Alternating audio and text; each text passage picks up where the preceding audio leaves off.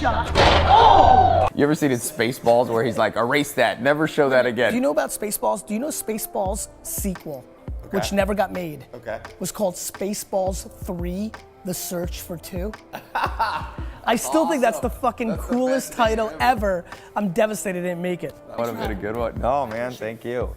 So let's talk a little bit, your new book. Yes, Ask Gary Vee. And let me just tell you guys, for those of you, few of you who don't know Gary, Gary's a man of many accomplishments. I think he kind of popped on the scene at first with, he had Wine TV, which was a show, took a company from basically 0 to 60 million in sales, selling wine by using content marketing, all the stuff that people are doing now. He was ahead of the curve. A lot of people have followed Gary's lead. And that's a big company out of New York. How many employees do you have now? We have 600 employees, New York, LA, San Francisco, and London, and Chattanooga, Tennessee. Awesome. Tennessee. Tennessee. Don't sleep.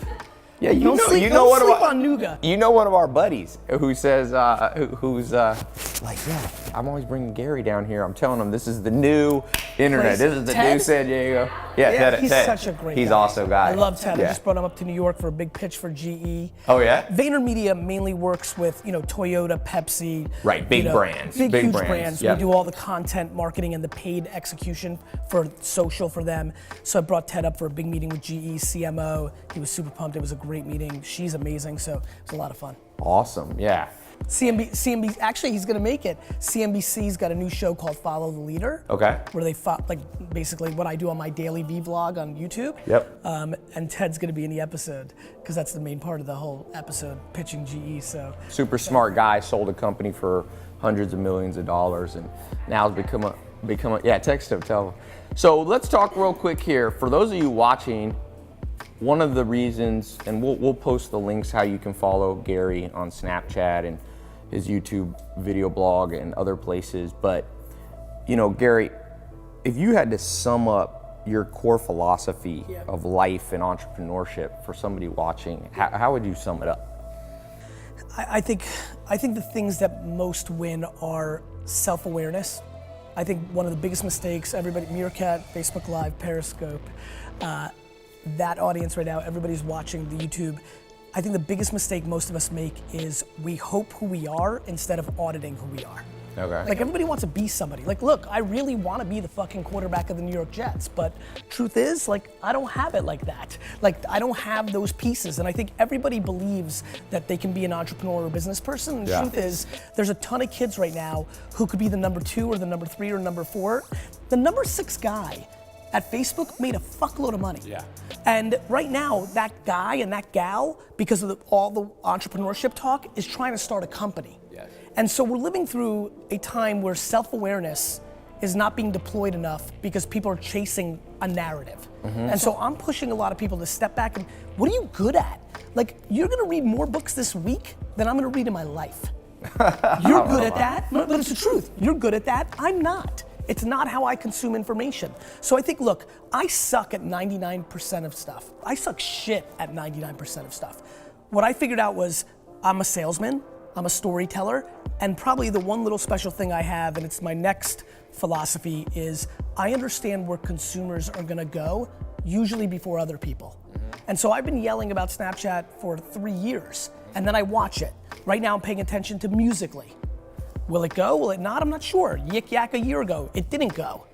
But Twitter did, and that's why I invested, and Tumblr did, and that's why I invested. And so the reason I started the YouTube show less than a year after YouTube came out was I believed in 2006 that that's where people's attention was gonna go. Right. Tai, when you got set up here, this is 20 years ago, 15, 10 years ago. Right, yeah, you couldn't Tons do of any of money. this. We didn't have all that, this fucking Amazon tripod, triple fucking screen. This cost hundreds of thousands of dollars. The distribution of all this cost millions of dollars. Right. We're living through the biggest technology shift and culture shift of our time. And so I think the principles are pretty pure. It's self-awareness. I think it's work ethic. I truly think that I outwork. I think a lot of people are as talented as I am. I think I outwork them. So it matters. Everybody's watching who's gonna say, well, Gary, what about working smart? Cool, me too. Now what, dick? Right? Like, I'm working smart and hard. Right, if you so have now two people what? working Yeah, hard exactly. and So- smart, it's the person who works and hard. then I think, Yeah. and then I think being driven by something bigger. So for me, it's gratitude. I was born in the Soviet Union. I had nothing.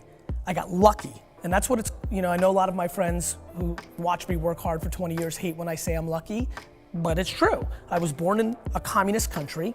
During that little one window when I was a kid, America was able to make a deal with Russia and get some people out. I was part of that. And I went from the place where entrepreneurship was the worst to a place where it's the best. I'm grateful for that. And so that drives me as well. Yeah, and I would say there's a great book called The Self-Made Billionaire Effect. And one thing that when I listen to you talk, one of the attributes of highly effective people is they can hold seemingly opposing ideas in their mind without getting confused. So for example, a seemingly confusing idea is it's luck and it's hard work. Some people will say, well, how can you say it's luck and hard work? Well, it's possible for two things to be operating at the same time. I'll tell you the thing that I'm thinking right now. Like while we're having this interview, I don't know how many of you have like separate streams in your brain. As I'm focused on listening and making sure I answer the questions and doing our thing, I'm thinking, okay, Tai and I haven't integrated a whole lot. There's a ton of fucking people watching me for the first time. And this is gonna be really funny because a certain, you know, I always love my first time to a new audience because there's people that love me and they hate me, and it's based on two opposing views. One, I think I'm as egotistical as it gets. I equally believe that I have more humility than anybody I've ever met. And I'm pushing so hard between ego and confidence and humility that when, depending on the series of questions that happen in this 20 minutes, 65% of this audience can be like, that's my motherfucker, how do I follow Gary Vee? 35, I'm like, fuck that dude. And I'm always fascinated by that. Yeah. And so when you bring up that opposing thing, I do think about luck and hard work. I do think I outworked everybody. I do recognize serendipity matters. First of all, you were born a human. Right. Let's start with, like, we could have been fucking ladybugs. Right. Like, you know how pumped I am that I'm a person? No, this is gonna be the caption. No, seriously. Are you happy you're not a ladybug? No, but wait a minute. I know everybody's laughing right now, but I want everybody to understand something. Like, a good all point. of you laughing behind this camera, do you know the math around becoming a human?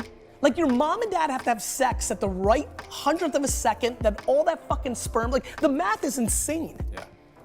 So first of all, I'm fucking pumped because I could have been a tree or a basketball or some horse shit like that. Number two, basketball, you're not born. I am sure of that. Like people, like I'm watching the stream right now and people are like complaining like, oh, like this sucks. And like I get fucking 10,000 email a week saying, you know, this didn't work out for me, or my favorite, Uber stole my idea. Fucking ideas. Like I don't even want to get on ideas. Like everybody, like it's only execution, right? Everybody's, let me give you the 30 big ideas. Ready? The smart refrigerator. You want to build a $1 trillion business? You want to own 800 of these homes and 7,000 of those cars and 4 sports teams? Here it is. It's called the smart refrigerator. Everybody's gonna have a refrigerator in their kitchen. That refrigerator is gonna know when you're down to 1 Bud Light because you put in 6. There's gonna be 1 left and it's gonna reorder it for you. So it's gonna out arbitrage every retailer, Amazon, everybody. The refrige is gonna order it from Budweiser direct. Budweiser's gonna deliver it, and the fridge is gonna become this, Tai. Just like this has become the fucking machine and Apple makes a VIG on everything, that's your fridge on every consumer product. The smart kitchen. Amazon's already getting in that. Amazon's got that little sensor you put up. Bezos is a beast. Yeah. So Bezos is a monster. There you go, everybody. There you go, fucking Keith Mintz and Javier fucking and Leonidas the King and Marcus J. Alford. There's your idea, right? There's your idea. But here's the real fucking game. Who's gonna execute? Right. Who's gonna hire the right people? Who's gonna make the product? Who's gonna make the JVs with fucking the brands? Like, who's gonna execute? Ideas, fuck, man. Anyway, I'm sorry. All right, let's talk. It's true. That like, it's just true. What we have to do, I think the problem in this interview is the energy's a little low. So we need to bring it up a notch so that everybody doesn't fall asleep on it. Okay, let's move from, and I totally agree. Ideas are important, but you know that there's actually broker lists you can buy of ideas for like $2 to $5 grand and they're insanely good lists. Interesting. So anything you can buy for $2 to $5 grand is literally worth $2 to $5 grand. But a company that you built, that runs the smart refrigerator, or personalized medicine is another big one. You can't buy these, they haven't been created, therefore, like Elon Musk said, I've gotten to hang out, this is my third time with Elon Musk, and one of my favorite Elon Musk quote, he says, you get paid in proportion to the difficulty of the problem you solve.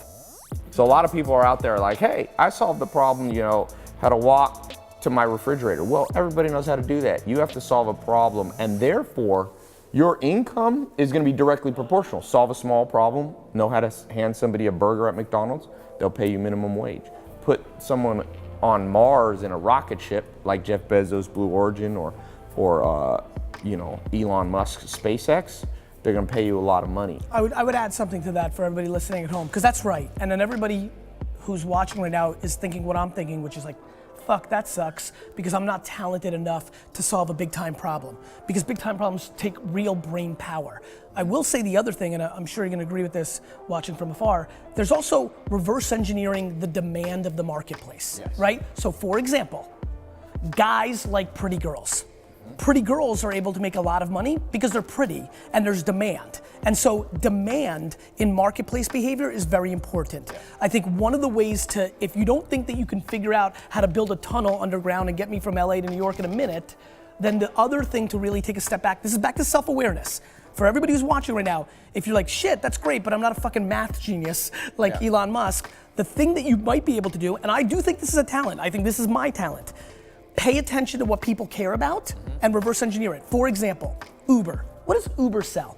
Uber sells time. Right. Uber doesn't sell transportation, Uber sells time. Everybody here, no matter their income level, cares about time because we now live in a 24/7 world. So if you make that your religion of a market that matters, building products and services that buy time and sell it back to people is probably, in my opinion, the quickest path to real financial success in the next decade for the average to above average operator and thinker, because it's going to be such a big space. Yeah, totally agree. And the thing about that, in terms of how much talent, Warren Buffett says if you have over 130 IQ, you can sell a lot of it. You don't need it. The average self-made millionaire is 125, 130 IQ, which is sharp, but not. So if you're watching this, if you're figuring out how to do Facebook Live and YouTube, you're probably already at that sharp enough level. What really differentiates you are some of the things you said. Pattern recognition. Can you see patterns? Mark Cuban told me, he said, I've always been able to see around corners before other people. He recognized a pattern, can see around that corner. So that's an important thing. I say you gotta know the language of money. I talk a lot about that. You go to China, you don't have an interpreter, you're gonna be lost. In the game of making money, you need to understand what debentures are. And people go, oh, that's a lot of syllables, debentures, And I say, well, do you know Kim Kardashian? Because Kardashian, this is 4 syllables. And so we live in a society where people know big words. People are much sharper. IQs have gone up. It's a myth that we're getting dumber. You know why? But we're not using it in the right way. IQ's been commoditized. Right. What do you want to know? Who's the 19th president of all the United States? This old fucker. What's this? All information is here. To me, we're about to live through a generation of EQ that is going to be so disproportionately valuable because information has been commoditized to some level. Now, what's interesting about readers like yourself, contextualizing, communicating it, consuming it, and regurgitating into new packages, that's the holy grail. You're gonna live on that, other people are gonna live on that. To me, people need to bet on their strengths. They need to figure out what is the one, you know what, let's make this practical. I know we have to wrap up soon. Forget about the promotion of the book, I wanna get this off. Find the 5 people that are closest to you in the world. Brother, sister, your homie that you grew up with. Spend a week, not 5 minutes, spend a week making them feel safe for the question you're about to ask them, which is, tell me what I'm good at and tell me what I'm bad at. The 5 closest people to you are not gonna wanna tell you the truth. Like, people that really love you don't wanna tell you the truth, which is why nobody can scale self-awareness, because nobody's gonna tell you to your fucking face, actually, I think you're a piece of shit. Right. Like, your mom's not gonna say that, right? So spend a week or 2 weeks making those 5 people very safe and tell them, listen, this is what I want. I know that it might cause some friction for a week or 2 with us, but I'll get over it, and then we'll be in a great place. Because if you're able to hear and this is such an important part of being an entrepreneur. I think, and I'm curious to take your take, I think I'm a great entrepreneur because I only see half glass full, and I'm only optimistic. Like I have 37 fucking fires and headaches right now. Yet I'm looking at, oh, there's 19 new people that are gonna discover me, 900 new people, 9,000, like you gotta look at the upside. If you're capable of listening to the good and the bad, eliminating the good, not like making it feel nice, but really focusing on the bad, or really paying attention to the good. If you take 5 people and they all tell you that you're funny, right. Fucking start making fucking Snapchat comedy videos. Like let me add something to this real quick. One of the things that I tell people, I call your Eulerian destiny, like how to figure out what you should do with your life. And Nietzsche, the philosopher, said the same thing you're saying. He said, you know, the mind is an impregnable fortress. And he said, you find out about yourself through friends. And he added one more that I always tell people, enemies. What your you know, I once had a guy that didn't like me, a business guy. We were gonna do a deal and it fell through for whatever reason. And he said to me, he said, Tai, I don't like you. I don't like that dude, but he knows how to read.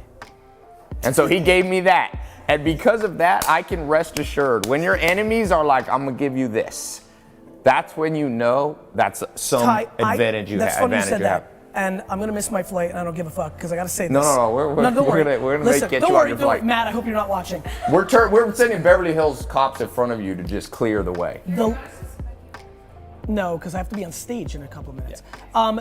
I'll make it though. I'll run. I read every one of my Amazon negative reviews. Yep.